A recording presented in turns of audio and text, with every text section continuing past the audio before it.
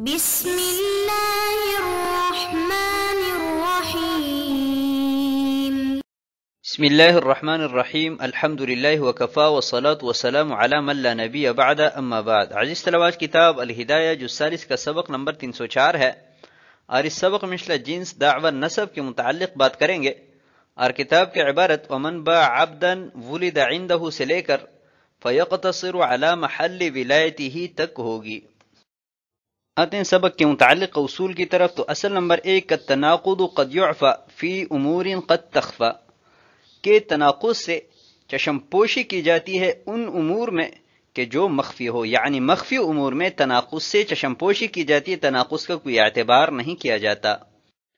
Number 2، مبنى الاستیلاد علی العلوق فی الملک وثبوت النسب، کہ باندی کا ام ولد بننا اس کی بنا ملکیت میں علوق پر ہے اور نسب کے ثابت ہونے پر موقوف ہے. نمبر 3، الاصل فی الاستیلاد هو الولد والام تبع،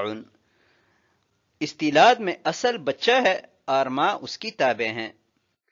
نمبر 4، الحق لا يعارض الحقیقہ، کہ حق حقیقت کے معارض نہیں ہو سکتا. اصل نمبر 5، المانع فی الاصل یکون مانعا فی التبع، کہ وہ چیز کہ جو اصل میں مانع ہے وہ تبع میں بھی مانع ہوتا ہے.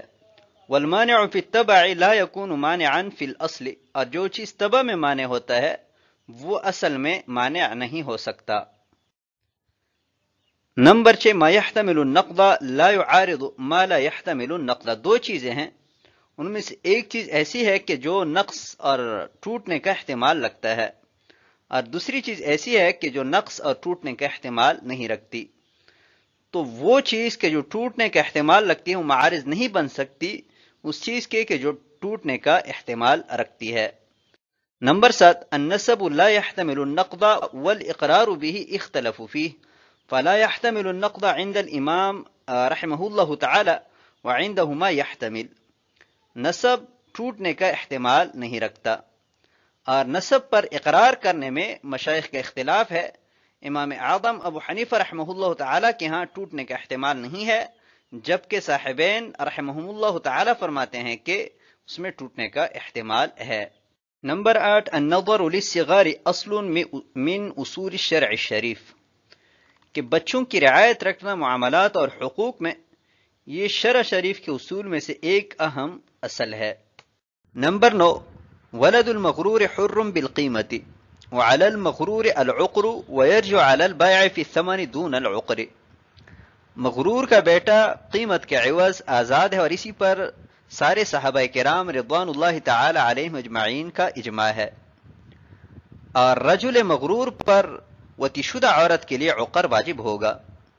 اور یہ رجل مغرور بائع پر ثمن میں تو رجوع کرے گا لیکن عقر میں رجوع نہیں کرے گا. مغرور وہ شخص ہوتا ہے کہ جو ملک نکاح یا ملک یمین کے اعتماد پر کسی عورت کے ساتھ وطی کرتا ہے، اور پھر وہ عورت کسی اور کی مستحق نکل آتی ہے، اور اس وطی کے نتیجے میں جو بچہ پیدا ہوتا ہے اسے ولد مغرور کہا جاتا ہے، یعنی وہ شخص کی جسے دھوکہ دیا گیا ہے اس کا بیٹا. اور عقر یہ وہ مال ہوتا ہے کہ جو شبہ سے وطی شدہ عورت کے لیے واجب ہوتا ہے. آتے ہیں کتاب کی عبارت کی طرف. قال ومن باع عبدا ولد عنده، اور اگر کسی نے ایسا غلام فروخت کیا کہ جو اس کے ہاں پیدا ہوا ہے، وباعه المشتری من آخر، اور مشتری نے اسے دوسرے کے ہاتھ فروخت کیا،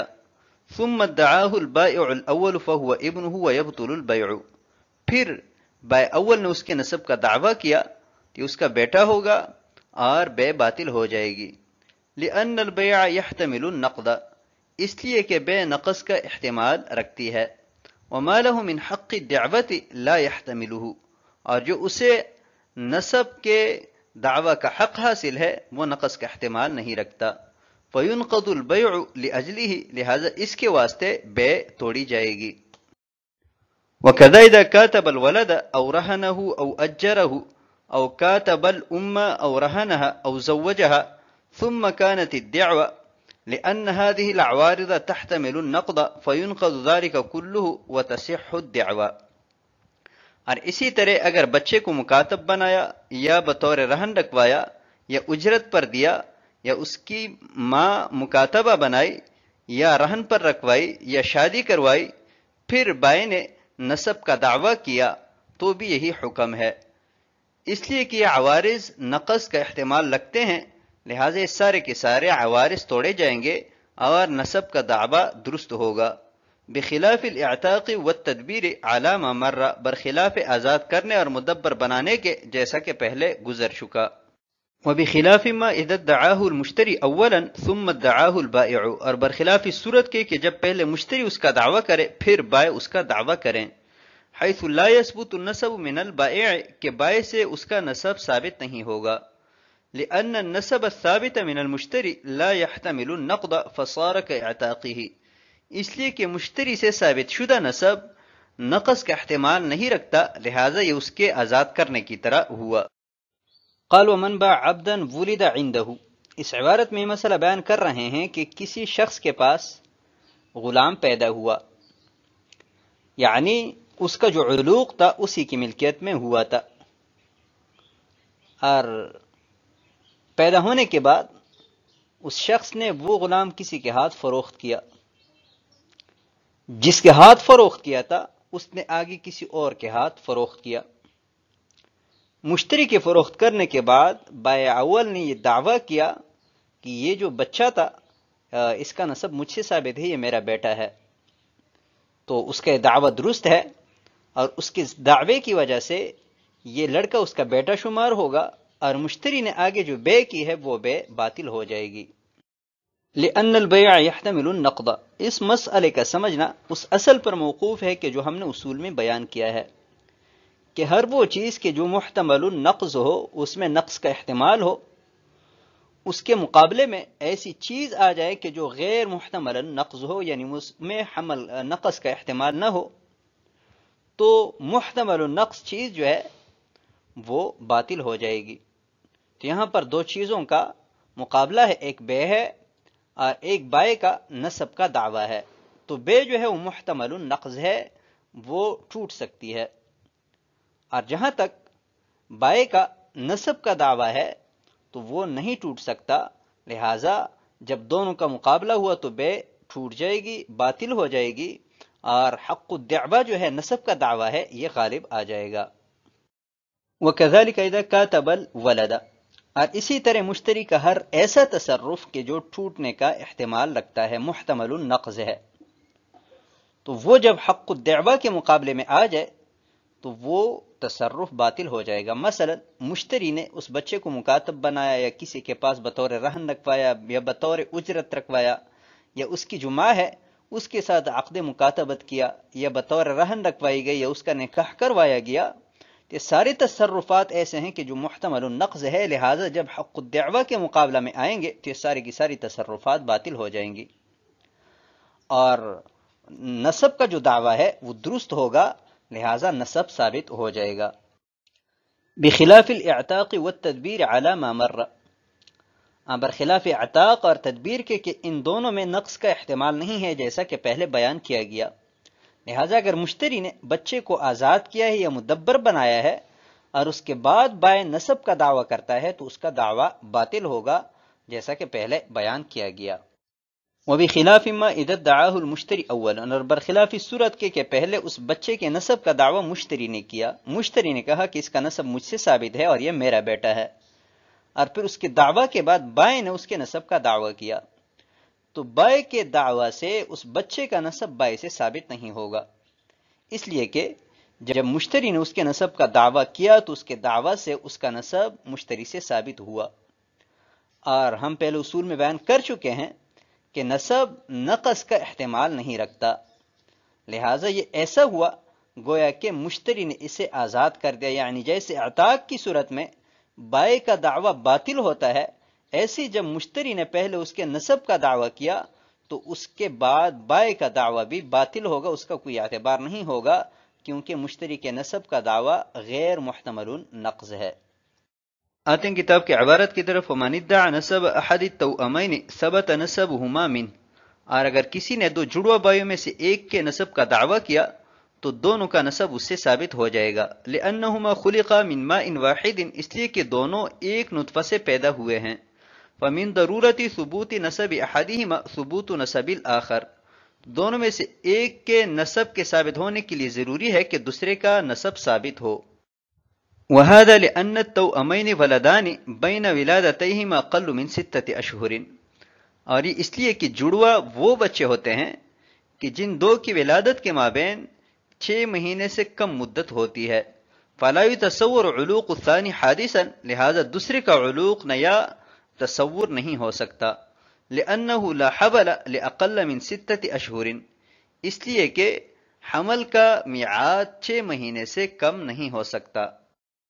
قال ومن ادعى نسب احد التوأمین، یہاں سے مسئلہ بیان کر رہے ہیں کہ ایک باندی کے 2 بچے ایک ہی بطن سے پیدا ہوئے، یعنی جڑوا بچے پیدا ہوئے،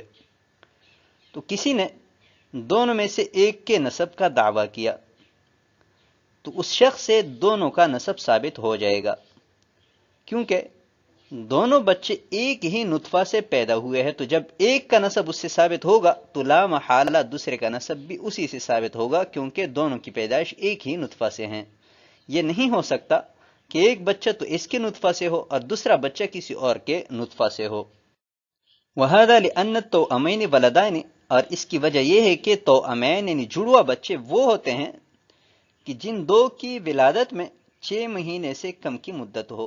یعنی حمل کی اقل مدت جو ہے وہ 6 مہینے ہے، تو ان دونوں کی ولادت کے مابین چونکہ 6 مہینے سے کم مدت ہے تو یہ نہیں ممکن کہ پہلا بچہ تو کسی اور سے ہو اور دوسرا بچہ کسی اور کے نطفہ سے ٹھہرا ہو، دونوں ایک ہی نطفہ سے پیدا ہوئے ہیں۔ لأنه لا حبل لأقل من 6 اشہر، یہ پہلے بیان کیا کہ حمل کا کم سے کم مدت جو ہے وہ 6 مہینے ہے اور ان دونوں کی ولادت کے مابین 6 مہینے سے کم مدت ہے۔ آتے ہیں عبارت کی طرف، فی الجامع الصغیر اذا كان في يده غلامان توأمان ولدا عنده، اور جامع الصغیر میں ہے کہ اگر کسی کے قبضہ میں 2 جڑواں غلام ہو اور دونوں اس کے پاس پیدا ہوئے ہوں، فباع احدهما واعتقه المشتری، تو ان دونوں میں سے ایک فروخت کیا اور مشتری نے اسے آزاد کیا، ثم ادعى البائع الذي في يده فهما ابناه، پھر بائع نے اس بچے کے نسب کا دعویٰ کیا کہ جو اس کے قبضہ میں ہے، تو یہ دونوں اس کے بیٹے ہوں گے، وبطل عتق المشتری، اور مشتری کا عتق باطل ہو جائے گا، لأنه لما ثبت نسب الولد الذي عنده، اس لیے کہ جب اس بچے کا نسب ثابت ہوا کہ جو اس کے پاس ہے، لمصادفت العلوق والدعوت ملکہ، استقرار حمل اور نسب کے دعویٰ کا اس میں کی ملکیت میں پائے جانے کی وجہ سے، اذ المسألة مفروضة فيه، کیونکہ مسئلہ اسی میں فرض کیا گیا ہے، ثبتت به حریت الاصل فيه، تو اس سے اس میں اصل حریت ثابت ہو گئی، فیثبت نسب الآخر وحریت الاصل فيه ضرورتا، تو دوسرے میں نسب اور اصل حریت ضرورتاً ثابت ہو جائے گا، لأنہما توأمان، اس لیے کہ وہ دونوں جڑوا ہے، فتبین ان عتق المشتری وشراءہ لاقى حریت الاصل فبطل، تو ظاہر ہوا کہ مشتری کا آزاد کرنا اور اس کا خریدنا اصل حریت کے ساتھ ملاقی ہوا ہے، لہٰذا وہ باطل ہوگا۔ وفی الجامع الصغیر، یہاں سے صاحب ہدایہ جامع الصغیر کی عبارت سابقہ مسئلہ کی مناسبت سے نقل کرتے ہیں، اور وہ یہ ہے کہ ایک آدمی کے قبضہ میں 2 غلام ہے اور دونوں اس کے پاس پیدا ہوئے ہیں اور دونوں جڑوا ہیں، تو ان دونوں میں سے ایک فروخت کیا، فروخت کرنے کے بعد مشتری نے اسے آزاد کر دیا، پھر وہ غلام کے جو بائع کے قبضہ میں باقی رہا ہے اس کے نسب کا بائع نے دعویٰ کیا، تو فروخت شدہ اور اسی طرح اس کے قبضہ میں جو غلام ہے دونوں کا نسب اس سے ثابت ہو جائے گا اور دونوں اس کے بیٹے تصور ہوں گے، اور مشتری نے فروخت کردہ غلام کو جو آزاد کیا تھا وہ عتق باطل ہو جائے گا، لأنه لما ثبت نسب الولد الذي عنده، یہاں سے صاحب ہدایت دلیل ذکر فرما رہے ہیں، لیکن اس دلیل کو سمجھنے سے پہلے آپ 2 اصطلاحات ذہن میں رکھیں۔ ایک ہوتا ہے حر الاصل، یہ وہ شخص ہوتا ہے کہ جو خلقتاً آزاد ہو، اور ایک ہوتا ہے عارض الحریہ، یہ وہ شخص ہوتا ہے کہ جو پہلے غلام ہو اور بعد میں آزاد کیا گیا ہو۔ تو ابھی آتے ہیں دلیل کی طرف۔ دلیل یہ ہے کہ علوق یعنی استقرار حمل اور نسب کا دعویٰ یہ دونوں بائی کی ملکیت میں پائے گئے ہیں، لہذا اس کا دعویٰ درست ہے۔ تو جب اس کا دعویٰ درست ہوا تو وہ بچہ کہ جو اس کے قبضہ میں ہے وہ حریت الاصل ثابت ہو جائے گا اور اس بچے کا نسب بائی سے ثابت ہو جائے گا۔ اذ المسألۃ مفروضۃ فیہ، صاحب ہدایہ فرماتے ہیں کہ امام محمد رحمہ اللہ تعالی نے جو فرضی مسئلہ بیان کیا ہے وہ یہی ہے کہ علوق اور دعوی نسب بائی کی ملکیت میں پایا گیا ہو۔ فیثبت نسب الآخر، لہذا جب اس بچے کا نسب بائی سے ثابت ہوا کہ جو اس کے قبضہ میں ہے اور وہ حر الاصل ثابت ہوا تو لا محالہ وہ غلام کے جو بائی نے فروخت کیا ہے اس کا بھی اس سے نسب ثابت ہو جائے گا اور وہ بھی حر الاصل ہوگا، اس لیے کہ یہ نہیں ہو سکتا کہ دونوں پیدا تو ایک نطفے سے ہو، دونوں میں سے ایک حر الاصل ہو اور دوسرا عارض الحریہ ہو، ایک کا تو نسب ثابت ہو اور دوسرے کا نسب ثابت نہ ہو، کیونکہ دونوں جڑواں ہے، جڑواں دونوں ایک ہی نطفہ سے پیدا ہوتے ہیں، لہذا جو حکم ایک کے لیے ثابت ہوتا ہے وہی حکم دوسرے کے لیے بھی ثابت ہوگا۔ فتبین ان عتق المشتری وشراءه لاق حریت الاصل، اوپر بیان کیا گیا کہ مشتری کے اعتاق باطل ہو جائے گا، تو اس کی وجہ بیان کر رہے ہیں کہ جب دونوں بچے حر الاصل ثابت ہوئے تو مشتری نے جو اعتاق کیا ہے وہ ایک آزاد شخص کو کیا ہے، اور آزاد شخص کو تو آزاد نہیں کیا جا سکتا، وہ تو پہلے سے آزاد ہے اور نہیں اس کو فروخت کیا جا سکتا ہے، لہٰذا بے بھی باطل ہے، اور مشتری نے جو اعتاق کیا ہے اس کا بھی کوئی اعتبار نہیں ہے۔ بخلاف ما اذا كان الولد واحدا، تو اس عبارت کو سمجھنے سے پہلے یہ بات آپ ذہن میں رکھیں کہ عتق کو بالقصد بالارادہ باطل کرنا جائز نہیں ہے، ہاں طبعاً باطل ہو جائے تو شرعاً اس میں کوئی حرج نہیں ہے۔ تبھی مسئلہ یہ ہے کہ بچہ ایک ہے، بائی نے اسے آگے فروخت کر دیا، فروخت کرنے کے بعد مشتری نے اسے آزاد کیا اور پھر بائی نے اس کے نسب کا دعویٰ کیا، تو مشتری کا یہ اعتاق باطل نہیں ہوگا، کیونکہ یہاں پر اگر اعتاق کو باطل کیا جائے تو یہ بالقصد ہوگا اور بالقصد اعتاق کو باطل نہیں کیا جاتا۔ وہاں ہنا یثبت تبعا لحریتہ فیہ حریت الاصل، اور جہاں تک ہماری اس مسئلہ کی بات ہے یعنی جڑواں غلاموں کا مسئلہ جو ہے اس میں اعتاق باطل ہوا ہے، لیکن یہ اعتاق اصل آزادی کے تابع بن کر باطل ہوا ہے، اور ہم نے پہلے بیان کیا ہے کہ جو اعتاق طبعاً باطل ہو تو شرعاً اس میں کوئی حرج نہیں ہے، لہٰذا دونوں صورتوں میں اس اعتبار سے فرق ہے۔ وَلَوْ لَمْ يَكُنْ أَصْلُ الْعُلُوقِ فِي مِلْكِهِ، یہاں سے یہ صورت بیان کر رہے ہیں کہ اصل علوق بائی کی ملکیت میں نہیں پایا گیا، جو کہ دعوی استیلاد کی علامت ہے، تو بائی کا دعوی نسب جو ہوگا وہ دعوی استیلاد نہیں بلکہ دعوی تحریر ہوگا، اور دعوی تحریر کی ملکیت کا ہونا ضروری ہے جیسا کہ پہلے بیان کیا گیا ہے، لہٰذا بائی کا دعوی صرف اس کی محل ولایت یعنی وہ غلام کے جو اس کے قبضہ میں اس تک محدود رہے گا، دوسرے کی طرف متعدی نہیں ہوگا، یعنی بائی اور مشتری کے مابین جو بے ہوئی ہے وہ بے باطل نہیں ہوگی، اور نہ ہی مشتری نے جو غلام کو آزاد کیا ہے وہ اعتاق باطل ہوگا، بلکہ اعتاق بھی برقرار رہے گا، بے بھی برقرار رہے گی، البتہ اس کا نسب اس بائی سے ثابت ہو جائے گا کیونکہ دونوں جڑوا بائی ہے، اور یہ ممکن نہیں ہے کہ ایک کا نسب تو اس سے ثابت ہو اور دوسرے کا نسب اس سے ثابت نہ ہو، نسب تو دونوں کا ثابت ہو جائے گا، لیکن بے اور اسی طرح اعتاق پر یہ دعویٰ مؤثر نہیں ہوگا۔ اس مسئلہ کی جو وضاحت کی گئی یہ کفایہ کے مطابق ہے جو کہ ہدایہ کی شرح ہے، تو آج کے سبق کو اسی پر ختم کرتے ہیں۔ والسلام علیکم ورحمۃ اللہ وبرکاتہ۔